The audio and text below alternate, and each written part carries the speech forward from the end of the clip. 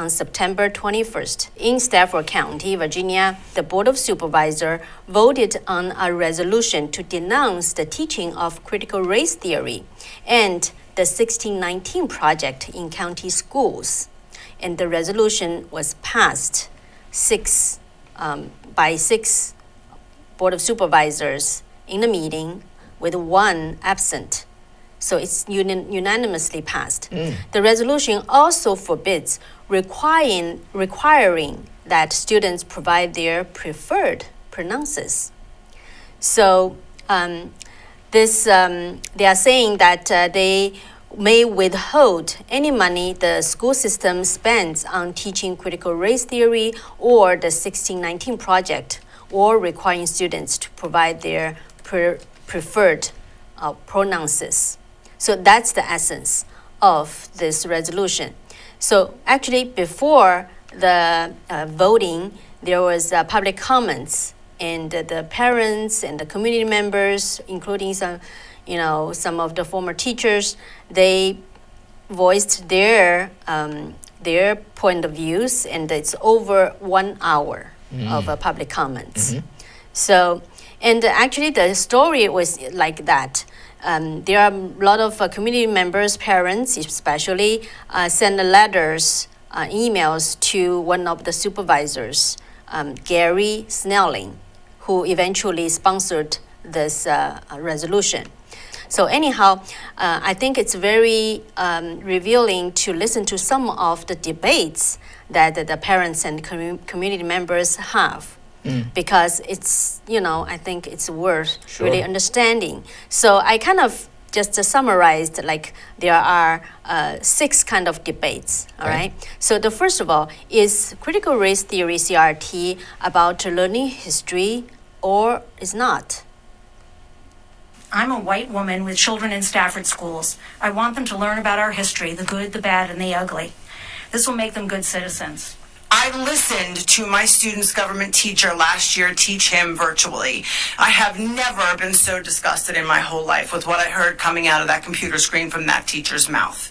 He taught directly from his own belief system, how he saw the world, and he sought to ask the kids only questions that led them to his answer. Not to the right one, not to find their own, but to his answers. Hate is being taught, nothing else. This isn't about history. This isn't about what slavery was to this country. This is about indecisiveness. Our kids have had enough. For 2 years, we have allowed them to be tortured by this system. Another debate was that teaching critical race theory is about teaching students open-minded or not. As educators, our job is to prepare students for the real world, a world which we hope that our students approach with open-mindedness and respect for others. Open-mindedness and respect don't just apply to pronouns. CRT is highly controversial, as we've heard today, but that controversy can only benefit our students. Learning through different lenses, examining the world through a variety of perspectives, and analyzing controversial issues and coming to your own conclusion based on facts, research, and debate are necessary skills with lifelong importance and application. As I was thinking about the CRT subject, I was trying to think of a time in human history where a country taught critical race theory. And the only country I can think of was from 1933 to 1945 was Nazi Germany. Adolf Hitler had his teachers teach in German public schools that Jews, Slavs, Poles, Russians, anyone that was non-Aryan or Germanic was evil because of who they were, not the content of their character, but based on their race. They collectivized their guilt. They said they were responsible for all the evils that befell Germany. This is the level of evil we're talking about. My children have to think that they're guilty of some crime that they haven't committed because of the color of their skin. I mean, I can't believe we're having this conversation. So please stop this. You have the power to stop this. This is evil. This is not history. It is not the job of public school teachers to teach politics in school. Keep it to science, keep it to math, keep it to English, please. Okay. So the next debate was So critical race theory, as the superintendent was claiming, is not taught in the Stafford County school, but some other parents disagree with that. CRT is an umbrella term right now. It is being thrown around without real understanding of its meaning. As I previously quoted, the term critical race theory is now cited as the basis of all diversity and inclusion efforts, regardless of how much it's actually informed those programs. The principles of CRT, no matter what they are named, cause damage to our children and our communities.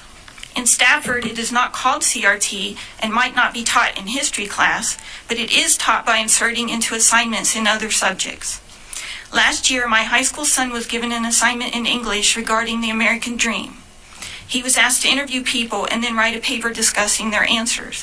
One of the questions he was told to ask was something along the lines of, do you think the American dream is available to everyone or just white people born into wealth? Unfortunately, he said most of the students he interviewed said that they believed the American dream was only for rich white people, not people of color. But just asking that question implies that it's not available to all people, which is the opposite of the idea of the American dream. This year, my middle school son was assigned a poem to read in English class. The poem was about a young black girl in the 1950s who loved to read books and was checking out books from the library. One line read, "Whites like to humiliate Southern blacks." My son said there was no discussion about why that line was in the poem. While I certainly want age-appropriate and accurate history regarding racism taught in school, I feel that having the students read this particular poem with this line in English class without an appropriate history lesson or discussion is a way of slipping CRT into the classroom.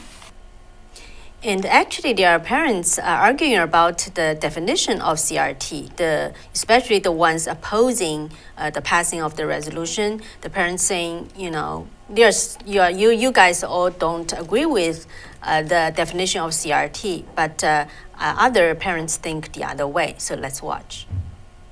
I would say, really, folks, you need to do some homework there to find out what CRT is, critical race theory.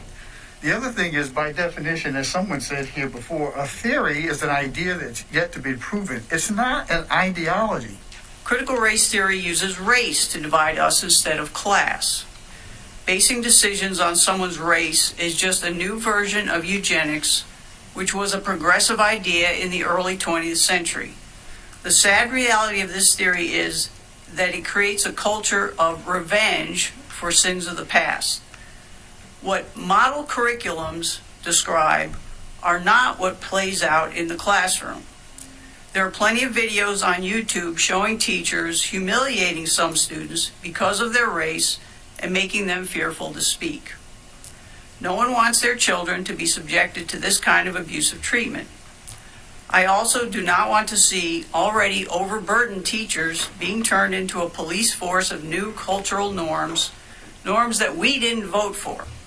They are here to teach their subject and should be free to do that. So I support the board's resolution to not allow or try and not endorse what's being taught in our classrooms. Thank you. And so in other parents, actually one of the speaker from the public was the local leader of the NAACP, the organization, right? So he was arguing, some people just use the brand of CRT to energize people, but the other parents actually really warned against the teaching of CRT being very dangerous. Let's watch. The 1619 Project, critical race theory, the use of He's the preferred pronouns. NAACP leader. All of these things have been thrown under the umbrella of critical race theory because that gets people energized. School children to receive the responsible education devoid of racist stereotyping and oppressor-oppressed curriculum found in critical race theory, which is unequivocally the goal of political educators who wish to divide us. I am not a Republican nor a Democrat, but a proud independent voter who votes issues with respect to character En un país unido sin color, which means in a united nation devoid of issues of color. Those were the words of Raul Cortez, my uncle, who started the media empire Univision with my father. Another great civil rights hero, Martin Luther King, spoke of being judged by the content of our character, not the color of our skin. If the evil forces behind CRT are allowed to succeed, America will go the way of many nations before it. China, Cuba, Cambodia, Vietnam, Germany, Russia, Ukraine, Venezuela, Angola, Mozambique, North Korea, and many others. That's just to name a few. It is a Marxist idea. It's been delivered by multiple people who have lived in Marxist countries, and they're very fearful because this is what they grew up with and this is what they fled. Okay, so the last debate item, as I summarize, is whether the Board of Supervisors have the purview of denouncing CRT teaching, or there's not their business, as some of the committee members argues. Let's watch. I did not know that the Board of Supervisors was becoming the Board of Education, and I think that is beyond the scope of your purview, as does our organization. So I disagree with the fact that the Board of Supervisors shouldn't step in when the school's administrations are clearly out of line. That's on you if you don't act today. That's on everybody in this audience for not stopping it when they had the chance. Our schools belong to the community, and someone needs to pull the reins in every now and then, so I thank you for getting involved. I want to remind the public, we are elected to serve you, to serve the students, to serve the parents. And when parents feel that they are not getting the answers from some of their other elected officials in the school side of things, they turn to us and they ask us to look at things, because ultimately we are the funding body and the funding mechanism. And it is our responsibility to make sure that your tax dollars are going toward things that you agree with. So I think that was one of the principles that I wanted to make sure that we looked into this, and we gave parents a way to bring their concerns forward, as Mr. Cohen said. Now there is a way that parents can bring these concerns forward. Parents are aware of the CRT issues, and they are able to have a path to bring that to the educators and bring that to the superintendent. And if that doesn't work, then obviously they can bring it to the Board of Supervisors. And as Mr. Snelling said, if they were to hire consultants that we didn't agree with, we would now have the ability to take that away from the budget and future budget years. So this resolution doesn't do anything more than that. I know there was a lot of misnomers all over the internet on what this resolution really does. It's not defunding teachers' salaries. It's not doing any of that. So I just wanted to reiterate that. So that's actually the chairman of the Board of Supervisors in the Stafford County. So what, besides her, so actually Gary Snelling, the Board of Supervisors who proposed the resolution. So what's the reason that he did it? We can reduce funding for any project that follows that promotes CRT or promotes Project 1619 or requires students to give their pronoun. That's what this resolution is all about. Very simple, to the point. It follows state law right down the line. Right down the line. Now there's one other state law, and I'll quote. Did a lot of research on this. It's a Code of Virginia, I-240.1, called Rights of Parents. It's very short. A parent has a fundamental right to make decisions concerning the upbringing, education, and care of the parent's child. A fundamental right. That was passed in 2013. Yeah. And the other Board of Supervisor, Mark Dundenfer, he actually felt very offended by the acting superintendent when he came to the Board of Supervisor to testify, and he said his attitude was really arrogant, and so that's why he supported this resolution. Let's watch. The thing that concerns me the most at this point is the erosion of the ability for parents to make decisions for their children.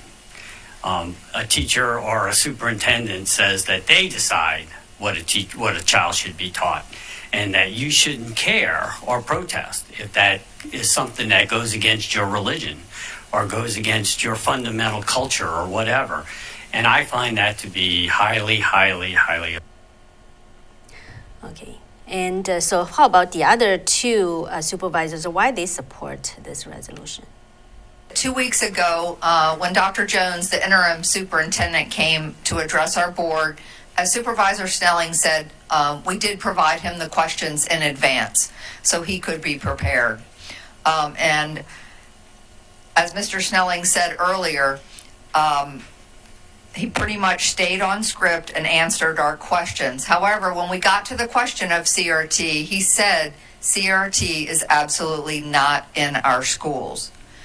It was under Crystal Vanucci's comments, our chair. She said, well, you must not be aware when you go to the Equity and Accountability website, which we have no problem with, if you drill down and do 2 or 3 clicks, it takes you to the National Equity Project on CRT. The next day, that was removed from the website. So the interim superintendent did not even know that that was a part of their website.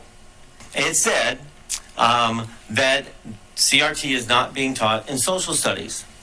But by then we had people come before us and put in other venues issues in other disciplines, not just social studies.